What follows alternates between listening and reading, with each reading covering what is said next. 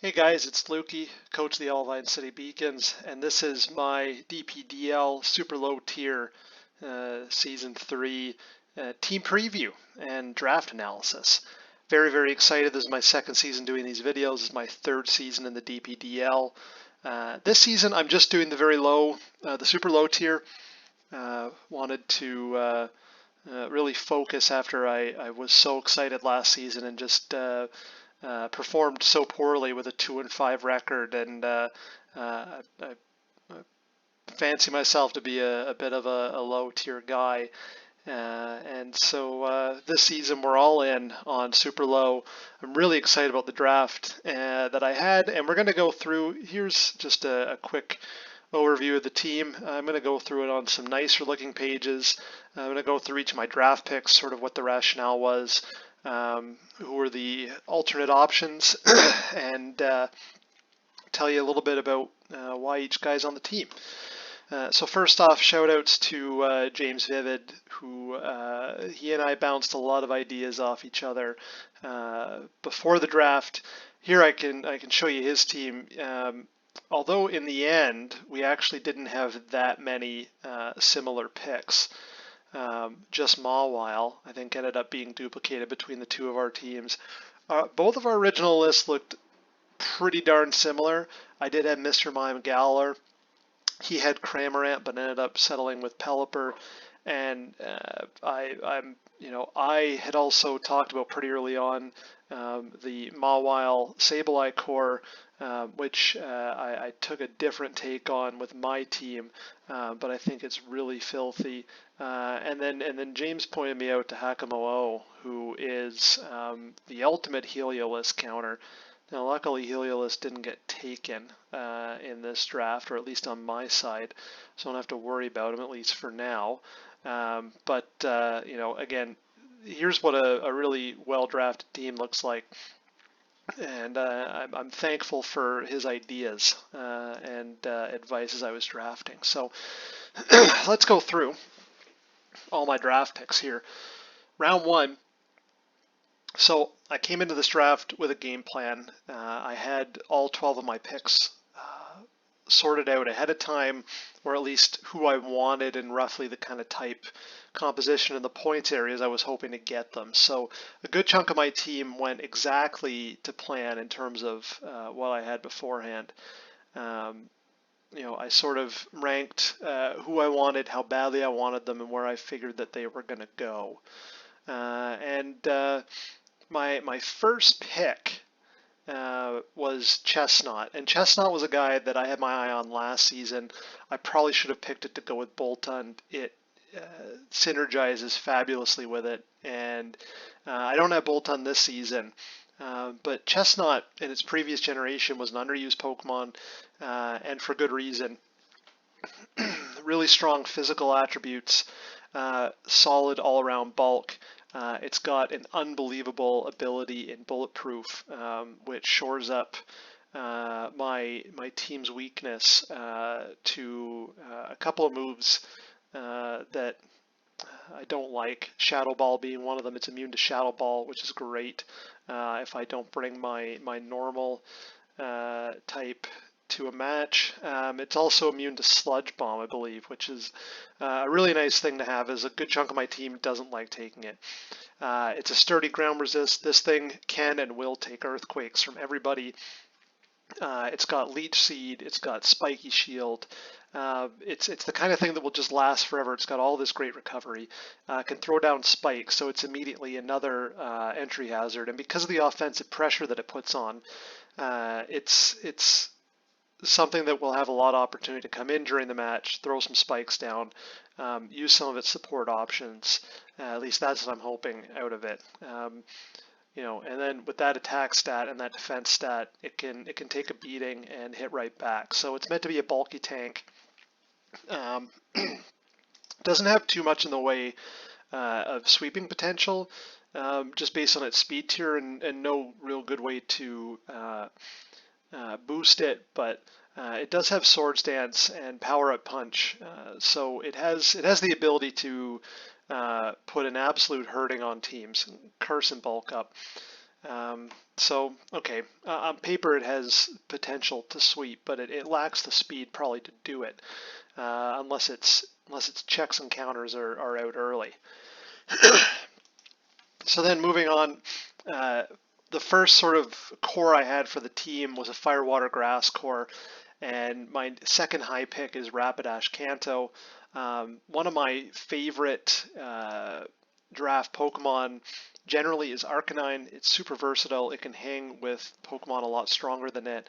You can use it in so many roles. And while Rapidash doesn't have the lovely base stats that Arcanine does, and it doesn't have Intimidate, it's got a lot of other options that allow it to work as sort of a low tier Arcanine.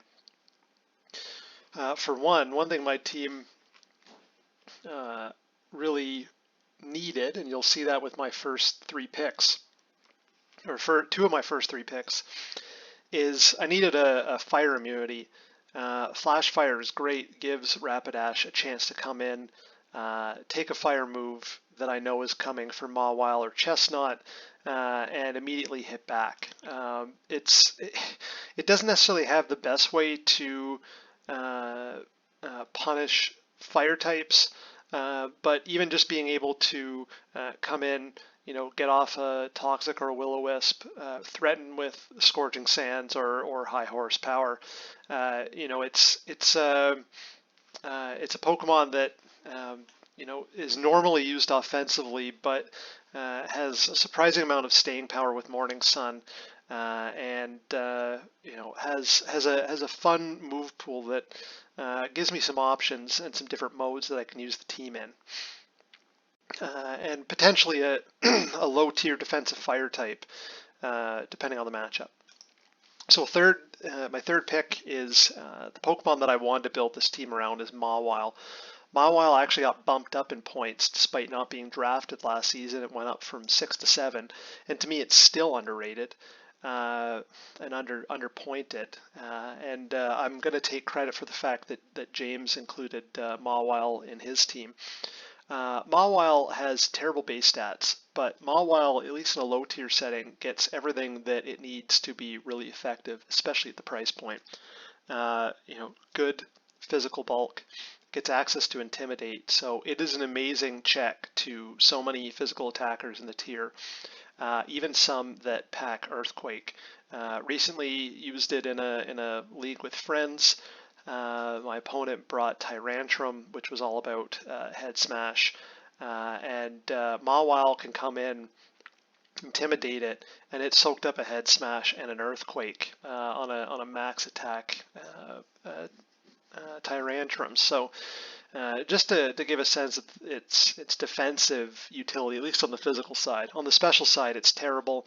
It relies on its completely broken Steel Fairy typing to provide a lot of its special bulk, but it doesn't like fire moves, it doesn't like water moves, which luckily Chestnut can take the water moves, and Rapidash and Cramorant can take the fire moves.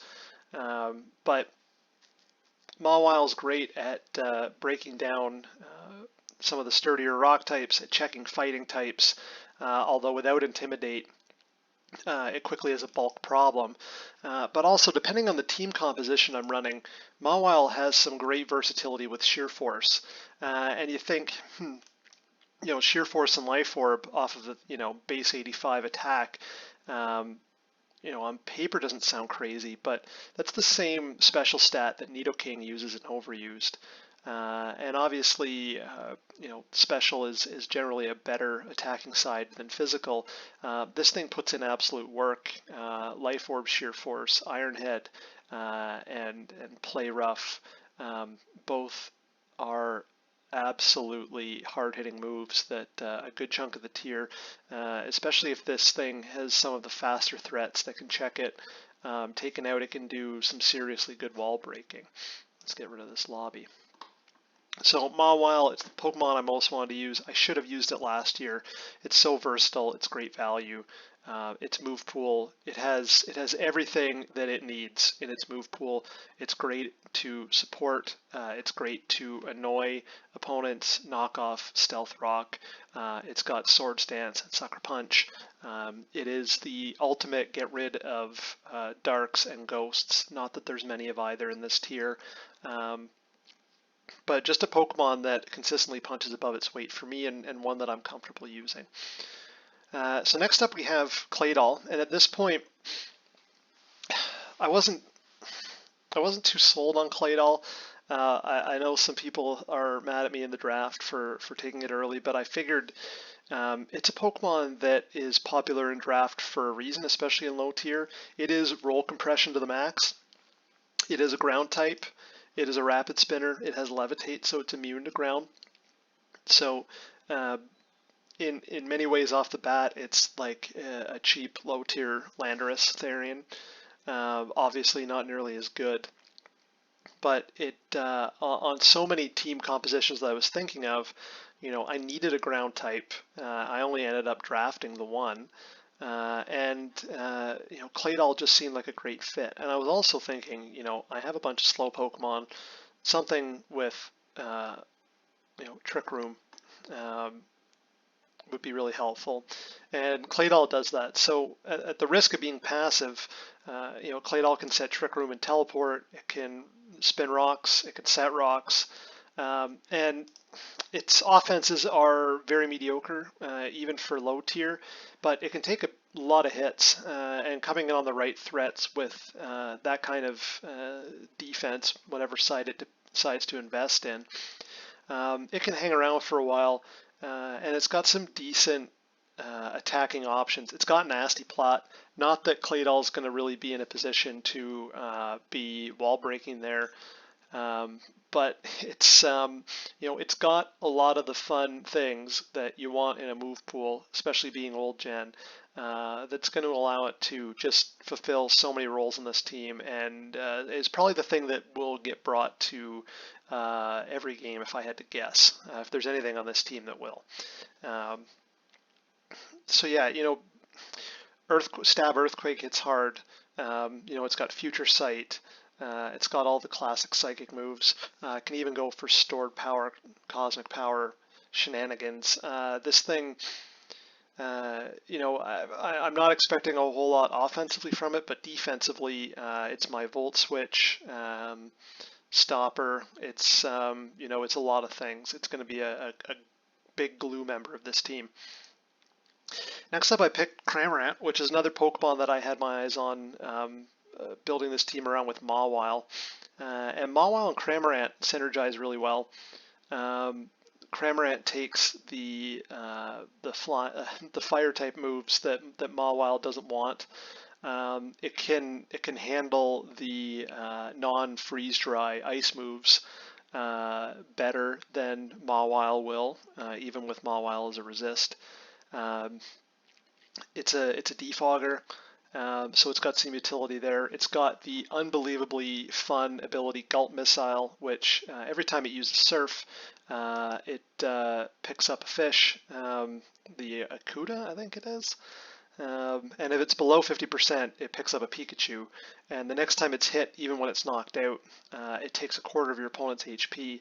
And if it shoots the Pikachu, it paralyzes them. So Cramorant has the ability, if you're using it right and positioning it right, to have an impact in every game. And in particular, in terms of something that can stop a sweeper, if you with the proper planning, and this is sort of the only way it sees use in higher tiers, is with Endure.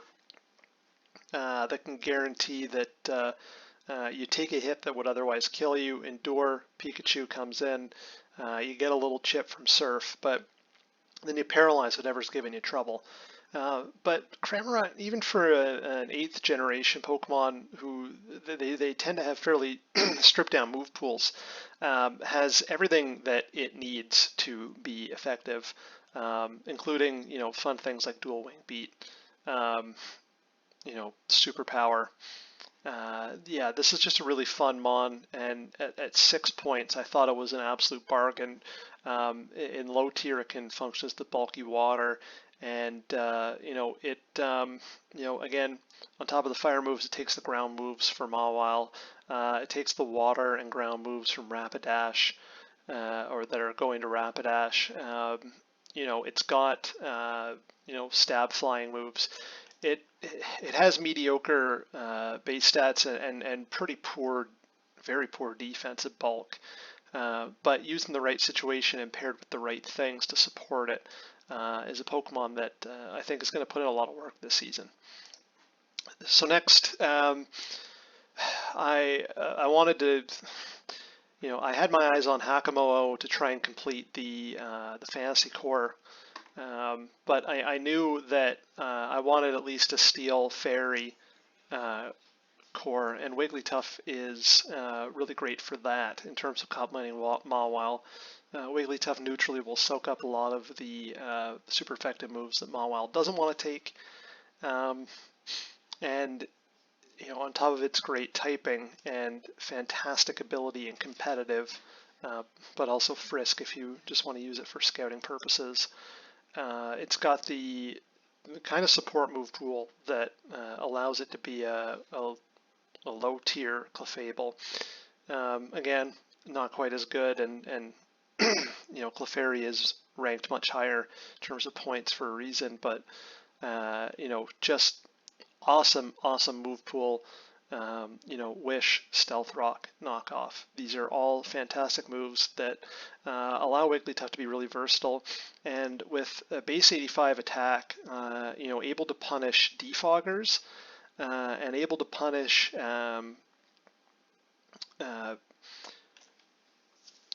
Intimidate is the word I'm looking for. And suddenly, +1 off 85 base special attack can do a lot of damage. And I've had a lot of fun with Wigglytuff in the past. It pairs well with Mawile. Neither of them like taking too strong. Neither of them will take an Earth move particularly well. But it's one of those Pokemon that just consistently puts in work. It's a great Ghost immunity to just have thrown in there on top of the great Fairy typing. So really, with normal. You'll lose that resistance to fighting, but Wigglytuff, unless you're really, really heavily invested, wasn't going to be taking on fighting types too well anyway. So next up, another mon that James tipped me off to as something that could really be a lot of fun and something that pairs well with the core of my team really, really well is Kersla. And Kersla, I think, is a really underrated mon, hasn't gotten enough love, and it's super interesting stat spread. So obviously no physical bulk, but this thing is an absolute sponge, especially. You can slap an assault vest on it and special attackers are not breaking through, but also uninvested base 145 special attack hits hard no matter what you're doing.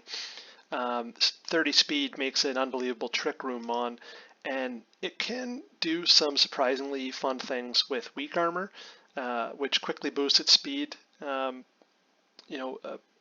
If you are fully speed invested, let's just give it a timid nature. 174, you double that immediately. That's one weak armor boost, and it's outspeeding pretty much everything up until Boltund at base, and if that's enough to really start doing some damage when you have 145 base special attack, and in a tier where there's not a lot of super fast Pokemon. And Perish Body might have some interesting utility, but mostly it's the to die for special move pool, which it gets everything that it needs, and it has the amazing Strength Sap Will-O-Wisp combo. Not that I'd be likely to bring both, but it allows it to have some real staying power on the physical defensive side. Just enough other options in Iron Defense to make this thing an absolute pain in the ass. Now, it doesn't have reliable recovery as far as I know. I think it relies on rest. So this is a Pokemon, and maybe, if you get some lucky leech life healing. So this is a Pokemon that can be chipped down and worn down easily. But my team also handles dark types really well. 3 of my first 6 picks were knockoff resistant, and I would say two of them definitely don't mind losing their item. So Kersla, I think, a mon that's going to pair really well on the team, and going to be the one thing that, especially for teams that don't bring a lot of offensive knockoff pressure, are going to find that this thing is hard to break. So next up, I went back, Mawile is one of my staples, and Wigglytuff to a lesser extent. Ludicolo was absolutely, I think, probably the mon I've drafted the most. I didn't draft it last season just because I wanted to change things up, but Ludicolo was part of the first competitive team I started using, like in 2010. Gen 5 never used, and it's a Pokemon that, since I've come to Draft League, has done nothing but work for me. It plays up so well in the higher tiers where there's always somebody who drafts Rain, and then you draft Ludicolo with a late round pick, and it is the ultimate counter in that game.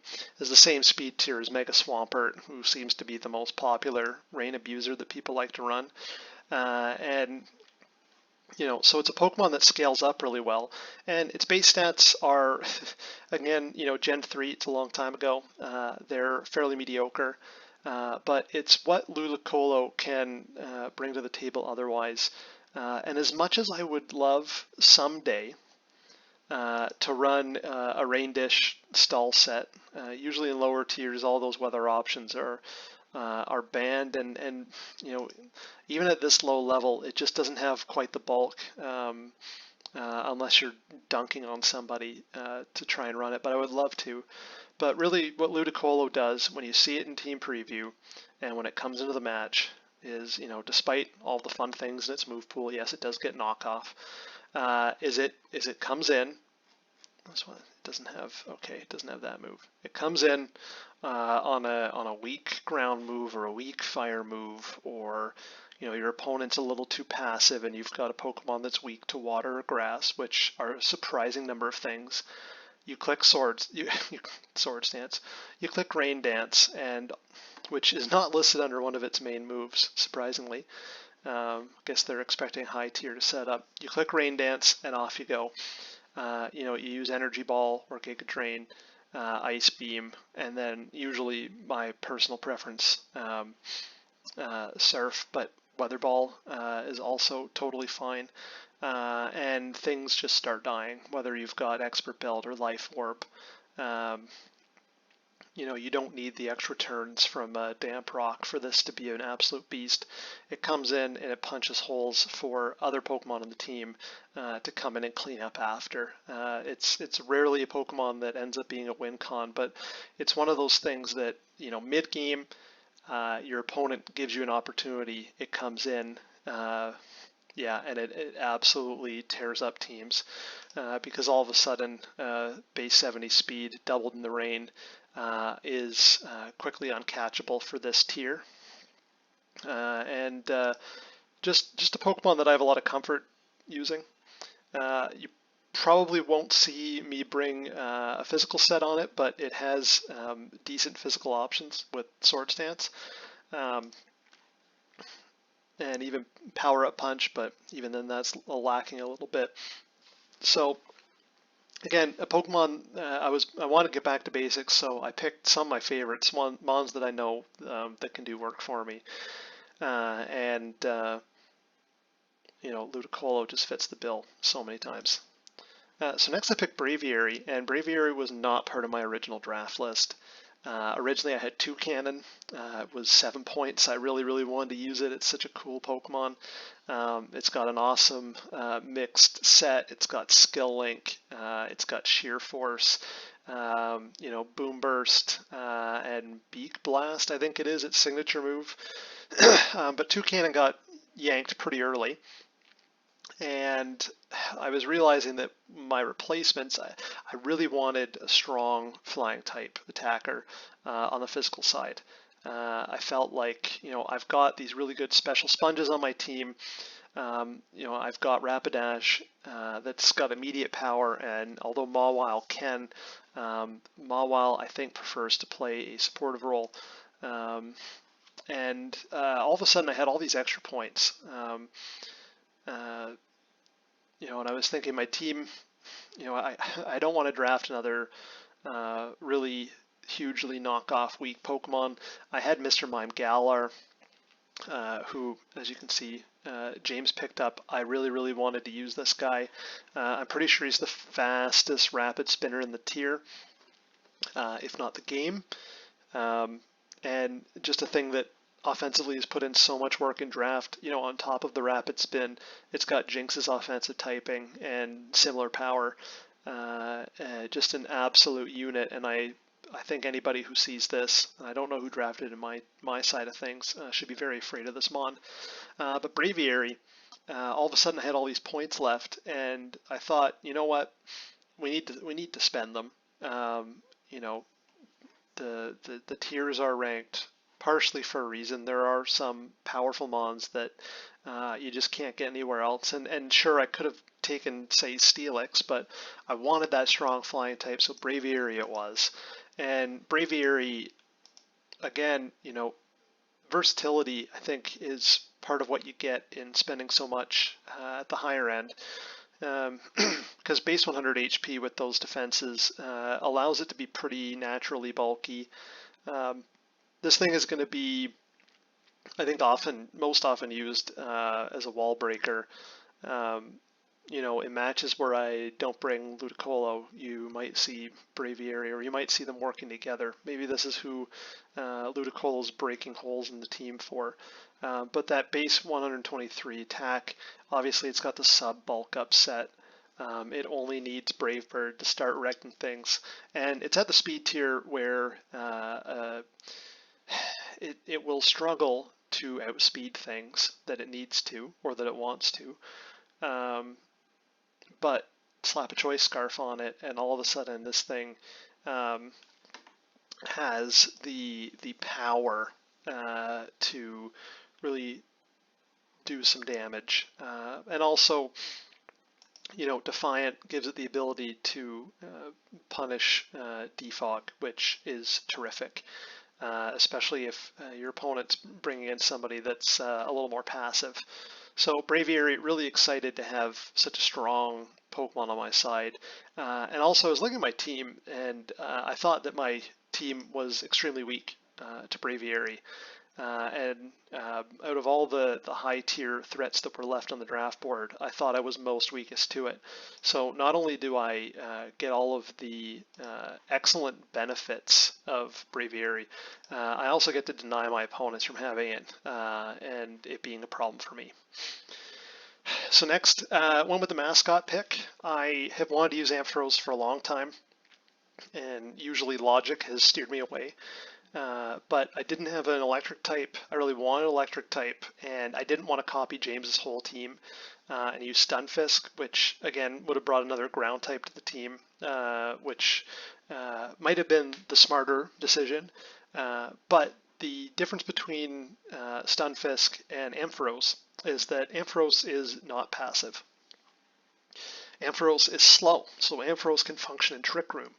But Ampharos also has some super fun attributes going for it. It's got pretty decent bulk, 90, 85, 90. Because it's electric type, it doesn't have a lot of opportunities to abuse that. But it can come in on weaker neutral moves, absolutely, and start causing havoc. It's got static to punish contact moves if I really need to. So great speed control there. It's got some really interesting and random boosting moves, including one that I'm not going to reveal here because I don't want my opponents, especially if we're playing first week, to get any ideas of what I would like to do with Ampharos. But I have some super fun ideas. He's got a couple of really gimmicky sets that I think, as one-offs in Draft League, are going to be a lot of fun. and we'll see how it goes. But again, nobody wants to take that kind of a Volt Switch. It's going to be a slow, hard-hitting Volt Switch. It's got Toxic. It's got Heal Bell to support the team, so I've got 2 Heal Bell users in the team, which is great. Its special move pool is super lacking, especially with Power Gem and Signal Beam being out of the game. But Thunderbolt, Focus Blast, Dragon Pulse is good enough, especially if you're able to identify sort of what's going to like to switch in on Ampharos earlier in the game, and what do you need to get rid of. So fairly one-dimensional that way, but I think Ampharos is going to be a mon that surprised a lot of people, and I hope to do him proud. So coming down to the end, because I had lost out on Mr. Mime Galar, and I decided to indulge my creative fantasies and go with Pokemon that I've had my eyes on for a while now, and that's Duosion. Duosion has a horrific move pool. It gets Psychic moves. It used to get Signal Beam, but now it gets not much. It gets Energy Ball, it gets Thunder. But it was 3 points, and so why take it? Well, first off, Duosion with Eviolite, you keep it away from knockoff users, and I have a number of good Dark Resists and things that will be okay taking a knockoff for it. And, you know, it is decently bulky. I think it's even bulkier than Reuniclus. It's got an unbelievable speed tier for Trick Room. There's only a handful of Pokemon that were drafted that are slower than it, including my opponent's week 1, Aromatisse. But it has a native 125 special attack, which is, I believe, the second highest on this team. But it also means it has some really cool things that it can do. It's not just confined to Trick Room, although that's where it probably does its best work. But uninvested, you know, future sights coming off of this thing will absolutely hit like a truck, and with it in conjunction with the right team members, in particular with how much this team likes to try and prey on dark types and remove them, especially with my top picks. This is a Pokemon that can fit right in the right circumstances. And then obviously the Cosmic Power, Stored Power combo means that it is capable of winning games on its own. Yeah. Oh, it's got Calm Mind and Acid Armor, sorry, but still both things that work really well with Stored Power. So with Dark types out of the match, it can basically power through everything else if it gets a chance to set up. And obviously it comes with Reuniclus's amazing abilities. It's got Magic Guard, which allows it to come in over and over again, be a status sponge for everything but sleep. And then, you know, something that might be a lot of fun too is Regenerator, because Reuniclus or Duosion can get overrun pretty quickly because it's so slow. But Regenerator, you know, frees up a move slot for, say, Trick Room, or allows it to pivot in, fire off a Future Sight, take some damage, and come out. And so finally, last pick, Krabomitable. The Crab's got, he's 4 points. I think an amazing value pick. Krabomitable, I think, has the disadvantage of having a terrible reputation, a horrific speed tier, and a horrific defensive typing, and made worse by the fact that it got dexited. So nobody this generation has a lot of experience with it. But you got to look a little bit below the surface. One, it's got a good Trick Room speed tier, and I think that alone made it a good draft pick. Because teams are going to look at my squad, see all the Trick Room users, and you know, if anybody preps for a Krabomitable, somebody will see it because that's in the rules this year, or this season. You know, somebody will see Krabomitable, but if they're doing prep for it, I think that's already a win. But Krabomitable, again, the immediate power, 132 attack. But if you've looked at its Smogon analysis, One of the things that it does really well is as an assault vest user. It doesn't need a lot of attack investment to do a ton of damage. Again, if we,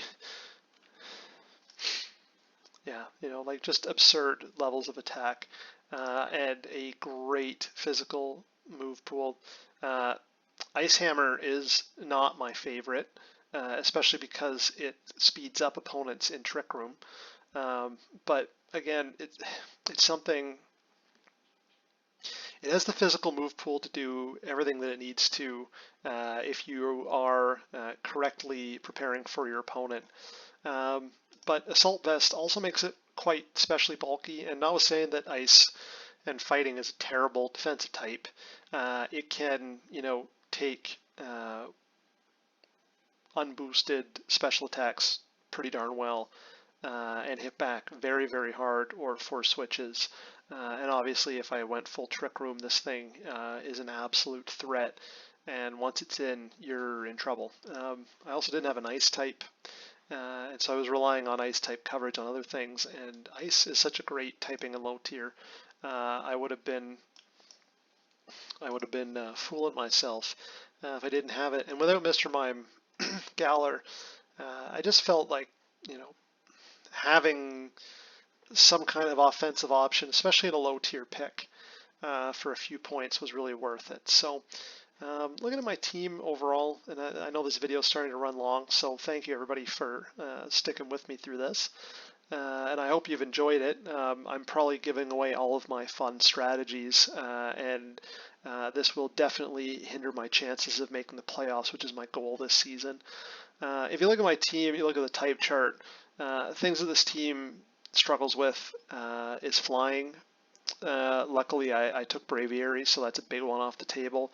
But one of the Pokemon that I didn't draft, Toucanon, that's something that is a problem for a good chunk of the team. Mawile can handle them fairly well, but there are some instances where it'll get overwhelmed, or, if it's, say, Toucanon, hint, hint, to my opponent who drafted them. Heat Wave and Boom Burst are things that are not going to sit well with Mawile. And Ampharos is not really the type to be taking flying type of hits unless they are specially based, in which case it loves them, so at least I can handle that a little bit. Fire is a bit of an issue. Luckily I have the immunity and I have Cramorant to soak those up, so it's not too bad. And Kersla and Wigglytuff are both special sponges that don't mind switching in, and Claydol depending on how I run it. Ghost, the type chart says I'm weak to it, but I'm not that convinced. I have 2 immunities. I think it's a fun team. There's a lot of cool tools. I'm excited by the challenge having to bring all 12 of them at some point in the season. There's a lot of different modes that this team can run, and there's a lot of interesting and fun support options that this team is going to be throwing out there through the season. So anyway, this video is almost 40 minutes. So thank you guys for listening. Hope you've been taking notes, because I have probably revealed most of my fun strategies in here. There are definitely some that I'm going to leave for the matches, but regardless of how the season goes, I love this team. It's full of Pokemon that I really like, which is a big change from last season when I tried to pick all new Mons or new to me Mons. And I think it's also a team that has a lot of good value and underrated Mons sprinkled throughout.